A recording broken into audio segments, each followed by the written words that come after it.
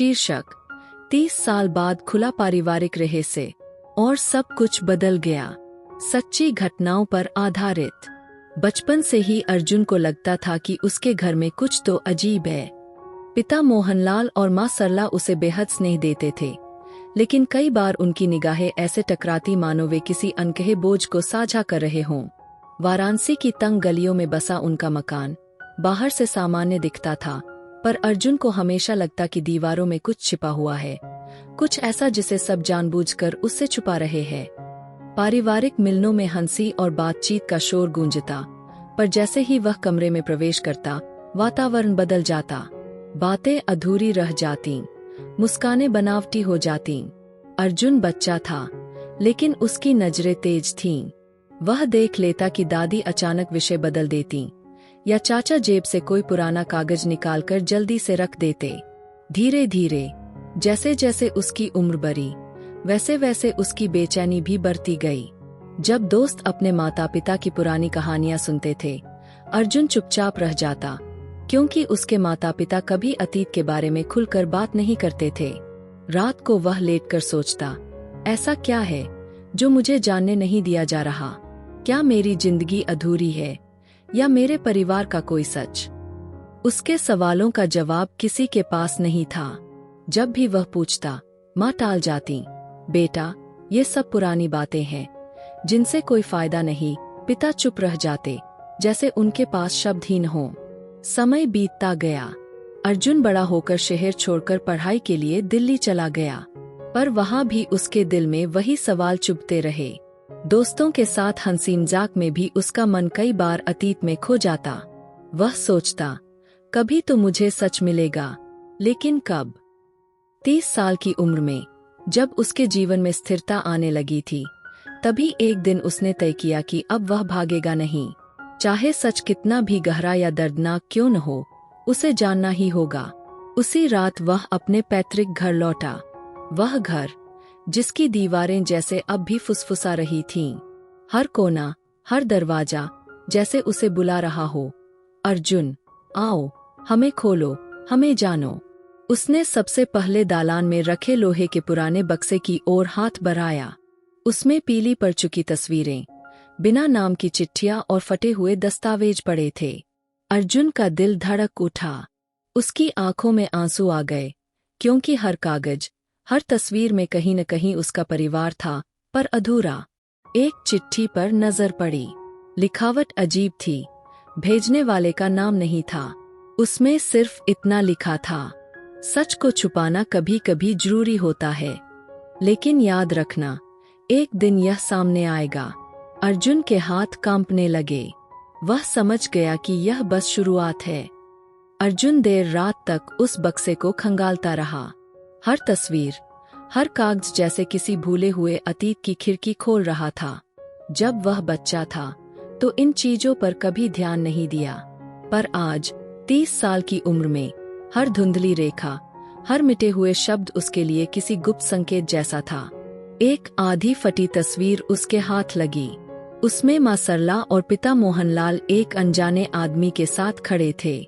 उस आदमी का चेहरा आधा धुंधला हो चुका था, लेकिन उसकी आंखों में एक अजीब चमक थी। अर्जुन ने माथे पर बल डाला, ये कौन है? मैंने इसे कभी क्यों नहीं देखा? तभी उसे याद आया कि बचपन में उसने कई बार पिता को इस तस्वीर को देखते हुए पाया था, लेकिन जैसे ही वह पास जाता, पिता तुरंत तस्वीर को किताबों के ढेर में छुपा देते। अब यह रहस्य और गहरा हो चुका था। अगले दिन अर्जुन ने अपने मोहल्ले की ओर कदम बढ़ाए। वाराणसी की वही पुरानी गलियां, वही मंदिर की घंटियां, वही गंगा किनारे की ठंडी हवा, सब कुछ वैसा ही था, पर अब उसके लिए इन सब में छुपे हुए किस्से मायने रखने लगे। वह अपने बचपन के दोस्त विजय से मिला। विजय, जो अब घाट पर पंडों का काम करता था, उसे देखते ही मुस्कुराया। अरे अर्जुन, कितने साल बाद आया है। अब तो तू दिल्ली का बड़ा आदमी हो गया होगा। अर्जुन मुस्कुराया, लेकिन उसकी आंखों में बेचैनी थी। उसने सीधे पूछा, विजय, क्या तुझे याद है, बचपन में लोग मेरे परिवार के बारे में कुछ फुसफुसाते थे, जैसे कुछ छुपा रहे हों? विजय अचानक चुप हो गया। उसकी मुस्कान फीकी पड़ गई। कुछ पल बाद उसने धीमी आवाज में कहा, देख, सब कुछ मैं नहीं जानता, पर इतना याद है। लोग कहते थे कि तेरे घर में एक ऐसा सच है जिसे जानबूझकर दबाया गया है। मैंने कभी तुझसे नहीं कहा, क्योंकि डर था कि तुझे चोट लगेगी। अर्जुन का दिल और भारी हो गया। उसने विजय से और सवाल पूछे, लेकिन विजय ने बस इतना कहा, अगर सच जानना है तो तेरे परिवार के बड़े बुजुर्गों से पूछ। जो बात उन्होंने छुपाई है वही बता सकते हैं। उस शाम अर्जुन अपनी बुआ कुसुम के घर गया। बुआ उसे देखकर चौंक गईं। अरे अर्जुन, बिना बताए अचानक, सब ठीक तो है न? अर्जुन की आंखों में सीधा सवाल था। बुआ, मैं झूठ और आधे सच में जीते जीते थक गया हूँ। आप ही बताइए, मेरा परिवार मुझसे क्या छुपा रहा है? कुसुम का चेहरा पीला पड़ गया। उन्होंने कांपते हुए पानी का गिलास उठाया। उनकी आंखों में आंसू तैर रहे थे। अर्जुन, कुछ बातें ऐसी होती है जिन्हें कहने से घर टूट जाते हैं। तेरे माँ बाप ने जो किया, मजबूरी में किया। अर्जुन और बेचैन हो उठा। कैसी मजबूरी? आखिर ऐसा क्या था जिसे मुझसे 30 साल तक छुपाया गया? बुआ ने गहरी सांस ली। कुछ पल खामोश रहने के बाद उन्होंने कहा, सच जानने के लिए तुझे अपने पिता से सीधा सवाल करना होगा, क्योंकि कहानी की जड़ वहीं से शुरू होती है। अर्जुन का दिल और जोर से धड़कने लगा। अब उसे मालूम था कि रहस्य की असली चाबी पिता के पास है। उस रात उसने तय किया कि चाहे जो हो, अब वह पीछे नहीं हटेगा। रात गहराती जा रही थी। घर के आंगन में हल्की हवा चल रही थी, लेकिन अर्जुन का दिल मानो आग में जल रहा था। बुआ कुसुम के शब्द उसके कानों में गूंज रहे थे। कहानी की जड़ वहीं से शुरू होती है। वह सीढ़ियां चढ़कर पिता के कमरे के सामने रुका। दरवाजा आधा खुला था। अंदर मोहनलाल पुरानी अलमारी से कुछ कागज निकाल रहे थे। अर्जुन की नजर तुरंत अलमारी पर गई। वही अलमारी जिसमें उसने पिछले दिन पीले पड़े दस्तावेज पाए थे। अर्जुन का गला सूख गया। उसने धीरे से आवाज दी, पिताजी। मोहनलाल चौंक गए और जल्दी से कागजों को समेटने लगे। उनकी आंखों में डर और झिझक साफ झलक रही थी। अरे अर्जुन, इतनी रात को नींद नहीं आ रही क्या? अर्जुन ने सीधे कहा, नींद तो 30 साल से नहीं आ रही पिताजी। आप मुझे अब तक अधूरे सच में जीने को मजबूर कर रहे थे। मैं सब जानना चाहता हूँ। कौन है वो आदमी तस्वीर में? ये चिट्ठियाँ किसकी है? और क्यों हमारे घर में हमेशा सन्नाटा पसरा रहता है जब मैं सवाल करता हूँ? मोहनलाल की आंखें भर आईं। वह कुर्सी पर बैठ गए, सिर झुका लिया। बेटा, कुछ बातें ऐसी होती है जिनका बोझ उठाना आसान नहीं होता। मैंने सोचा था तू बड़ा होगा तो शायद सब भूल जाएगा। अर्जुन की आवाज कांपने लगी। भूल जाऊं? मैं हर दिन इन सवालों के साथ जीता रहा। बचपन से महसूस करता रहा कि कुछ छुपाया जा रहा है। क्यों पिताजी, क्यों? कमरे में गहरा मौन छा गया। दीवार पर लटकी घड़ी की टिक टिक और अर्जुन की तेज सांसें ही सुनाई दे रही थीं। आखिरकार मोहनलाल ने कांपती आवाज में कहा, जिसे तू तस्वीर में देख रहा है वो तेरे असली पिता है। अर्जुन के कानों में यह शब्द हथौड़े की तरह गूंजे। क्या कहा आपने? असली पिता? तो आप? मोहनलाल की आंखों से आंसू बह निकले। हाँ बेटा, मैंने तुझे जन्म नहीं दिया। तू मेरे जीवन में तब आया जब तेरी माँ एक ऐसे संकट से गुजरी थी जिसके बारे में किसी ने सोचा भी नहीं था। अर्जुन जैसे पत्थर का हो गया। उसके पाँव कांपने लगे। मतलब मेरी पूरी जिंदगी, मेरी पहचान, सब झूठ पर टिकी थी। मोहनलाल ने सिर उठाया। उनकी आंखों में दर्द और प्रेम दोनों थे। झूठ नहीं अर्जुन, मजबूरी। तुझे पालना, तुझे संभालना, ये सब मेरे लिए सजा नहीं, वरदान था। लेकिन सच बहुत भारी था, इसलिए छुपाया गया।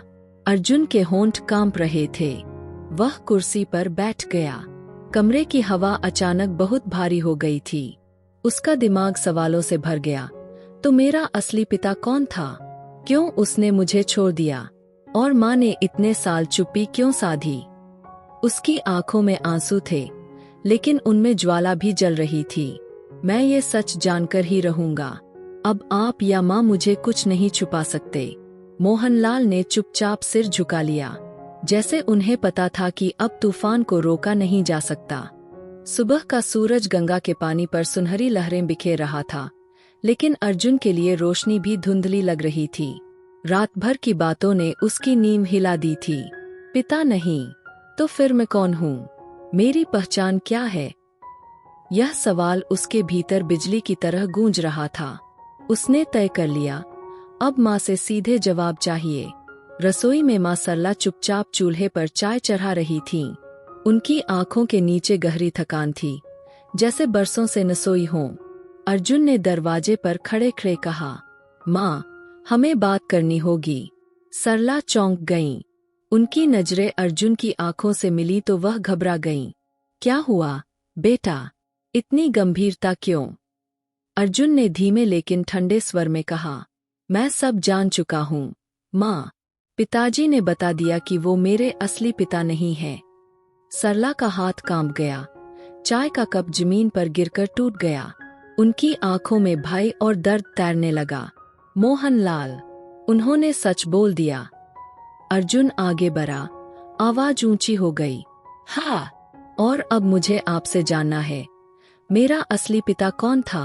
आपने क्यों छुपाया मुझसे? इतने साल तक मुझे झूठे सपनों में क्यों जीने दिया? सरला की आंखों से आंसू बह निकले। वह कुर्सी पर बैठ गईं, दोनों हाथ कांपते हुए जोड़ लिए। अर्जुन बेटा, मैं तुझसे झूठ नहीं कहना चाहती थी, पर सच इतना भयानक था कि मुझे डर था तू मुझसे नफरत करने लगेगा। अर्जुन की आवाज टूटने लगी। सच बोलिए माँ, आखिरकार सच्चाई क्या है? कुछ पल की चुप्पी के बाद सरला ने गहरी सांस ली। तेरा असली पिता रवि शंकर था। वह वाराणसी का ही था, लेकिन उसके रास्ते अंधेरे से भरे थे। वह एक गुप्त संगठन से जुड़ा था, ऐसा संगठन जो गैरकानूनी काम करता था। जब मुझे उससे मोहब्बत हुई, मैं उसकी असलियत नहीं जानती थी। जब तक सच्चाई सामने आई, तब तक मैं गर्भवती हो चुकी थी। अर्जुन का दिल जोर से धड़कने लगा। मतलब, मेरा जन्म ऐसे आदमी से हुआ जो अपराध की दुनिया में था। सरला रोते हुए बोली, हाँ बेटा, और जब तू पैदा हुआ, तेरे पिता रवि शंकर को पकड़ने पुलिस आई। उस रात खून खराबा हुआ और वो मारा गया। तेरे दादा दादी सब तबाह हो गए। मैं अकेली रह गई थी। तभी मोहनलाल ने मुझे सहारा दिया। उन्होंने तुझे अपनाया, अपनी औलाद की तरह पाला। अर्जुन की आंखों में आंसू उमड़ आए। तो ये सच था, मेरी जिंदगी की जड़ें खून और रहस्यों में उलझी है। सरला ने उसका हाथ पकड़ लिया। नहीं बेटा, तेरी जिंदगी मोहब्बत और बलिदान से भरी है। तेरे पिता मोहनलाल ने तुझे अपना नाम दिया, तुझे पाला। तेरे असली पिता की गलतियों का बोझ तुझे नहीं उठाना चाहिए। लेकिन अर्जुन का दिल अब और गहरी खाई में उतर चुका था। माँ, मुझे सब जानना होगा। रवि शंकर कौन था? वो किस संगठन से जुड़ा था? क्या सचमुच वही मेरी कहानी का हिस्सा है? सरला चुप हो गईं। उनकी आंखों में ऐसा डर था, मानो अभी भी उस अतीत की परछाइयां उनका पीछा कर रही हों। अर्जुन की आत्मा अब शांति से बैठने को तैयार नहीं थी। माँ की बातों ने उसकी जिंदगी की दिशा ही बदल दी थी। अगर मेरा असली पिता अपराध की दुनिया से जुड़ा था, तो क्या उसका अतीत आज भी मेरा पीछा कर रहा है? उस रात अर्जुन ने माँ से बार बार सवाल किए, लेकिन सरला अब और कुछ कहने को तैयार नहीं थीं। बस इतना बोली, बेटा, उस संगठन का नाम मत लेना, मत खोजना। वो लोग आज भी जिंदा है। जो भी उनके करीब जाता है, मिटा दिया जाता है। लेकिन ये चेतावनी अर्जुन के लिए चिंगारी बन गई। अगले दिन वह पुरानी तस्वीर और दस्तावेज लेकर शहर के एक बूढ़े पत्रकार रमेश तिवारी के पास गया। रमेश वही आदमी था जिसने कभी घाट पर उसके साथ बैठकर पतंग उड़ाई थी। अब वह अपने छोटे से दफ्तर में पुरानी फाइलों और अखबारों से घिरा रहता था। अर्जुन ने तस्वीर उसके सामने रखी। चाचा, आप पत्रकार हैं, सब जानते हैं। मुझे बताइए, ये आदमी कौन है? रविशंकर। और उसके पीछे कौन लोग थे? रमेश तिवारी का चेहरा अचानक सख्त हो गया। उन्होंने धीरे से दरवाजा बंद किया और आवाज धीमी कर ली। अर्जुन, तू आग से खेल रहा है। ये नाम लेना भी खतरनाक है।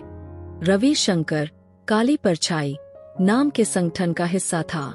ये गिरोह वाराणसी और आसपास के शहरों में हथियारों और काला धन घुमाता था। पुलिस कई बार उन्हें पकड़ने की कोशिश करती, लेकिन हर बार कोई बड़ा नेता उनकी ढाल बन जाता। अर्जुन की आंखें फैल गईं। मतलब ये कोई साधारण गिरोह नहीं था, राजनीति तक जुड़ी थी। रमेश ने सिर हिलाया। हाँ, और तेरे पिता उनमें एक बड़ा नाम बन चुका था। लेकिन जब उसने तेरी माँ से शादी की, तब उसके दिल में बदलाव आया। उसने संगठन छोड़ने की सोची, और यही उसकी मौत की वजह बनी। उसके अपने ही साथियों ने उसे खत्म कर दिया। अर्जुन की रगों में खून खौलने लगा। तो मेरे पिता की हत्या पुलिस ने नहीं की, उनके ही साथियों ने धोखा दिया। रमेश तिवारी ने गहरी सांस ली। सच यही है। और बेटा, अगर तू इस रहस्य को और खो देगा, तो वही लोग आज तुझे भी चुप कर देंगे। भूल जा इसे। लेकिन अर्जुन अब पीछे हटने वालों में से नहीं था। उसकी आंखों में आग जल रही थी। नहीं चाचा, ये मेरी कहानी है। अगर मैं सच नहीं खोजूंगा, तो जिंदगी भर अधूरा रहूंगा। मुझे जानना है, कौन थे वो लोग? कौन है आज भी जिंदा, जो मेरे पिता की मौत के जिम्मेदार है? रमेश ने उसकी आंखों में देखा और कांप गए। तू सच चाहता है तो तैयार हो जा, क्योंकि उस संगठन की परछाइयां आज भी वाराणसी की गलियों में घूम रही है। उस रात अर्जुन ने अपने कमरे में रखे दस्तावेजों और तस्वीरों के ढेर को फिर से देखा। उसकी माँ सरला उसके सामने बैठी थीं। उनकी आंखों में चिंता और प्यार का मिश्रण था। अपने पिता मोहनलाल की मृत्यु के वर्षों बाद भी उनका साया हमेशा घर में मंडराता रहता था, और अब अर्जुन समझ गया था कि उसका परिवार हमेशा उनकी यादों और बलिदानों से जुड़ा रहेगा। रमेश तिवारी की चेतावनी उसके कानों में गूंज रही थी। जो कोई भी सच्चाई जानना चाहता है, उसे खतरे का सामना करना पड़ेगा, लेकिन यह तुम्हारा सफर है।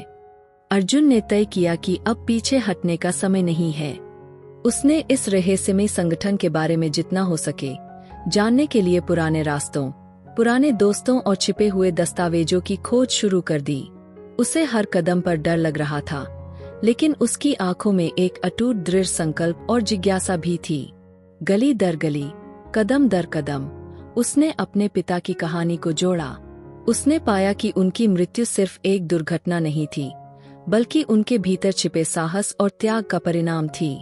अर्जुन समझ गया कि उसके पिता की यादें और उनके द्वारा लिए गए फैसले ही उसका मार्गदर्शन कर रहे थे। रात के सन्नाटे में अर्जुन अपने कमरे में बैठा खुद को आईने में निहारता रहा। उसने धीरे से कहा, अब या तो मैं इस अंधेरे को उजाले में लाऊंगा, या इसे अपने अंदर ही छोड़ दूंगा। उसने अपनी माँ को गले लगाया और कहा, माँ, अब मैं सच जानने के लिए तैयार हूँ। मुझे डर नहीं है, मैं अपने पिता की कहानी पूरी करूंगा। सरला ने हल्की मुस्कान के साथ सिर हिलाया। उसकी आंखों में आंसू थे, लेकिन गर्व और राहत भी थी। अर्जुन ने पुरानी तस्वीरें, पत्र और दस्तावेज इकट्ठा किए और उन्हें एक नोटबुक में लिखना शुरू कर दिया। हर शब्द, हर याद उसके जीवन का हिस्सा बन गई। उसने सीखा कि सच का सामना करने का साहस सबसे बड़ी ताकत है, और अतीत चाहे कितना भी दर्दनाक क्यों न हो, अब वह उसे नियंत्रित नहीं कर सकता। अर्जुन की कहानी यही खत्म नहीं हुई। यह एक नया सफर था, जिसमें वह आगे बढ़ा, अपनी पहचान, अपने परिवार के बारे में सच्चाई और अपनी भावनाओं को समझा। अगर आप अर्जुन होते, तो क्या आप अपने परिवार के गहरे और दर्दनाक राजों का सामना करने का साहस रखते? अपने विचार कमेंट में साझा करें, और ऐसी ही और भी प्रेरणादायक सच्ची कहानियों के लिए चैनल को सब्सक्राइब करना न भूलें। सच्चाई से भागना आसान है, लेकिन उसे स्वीकार करना ही सच्ची ताकत देता है।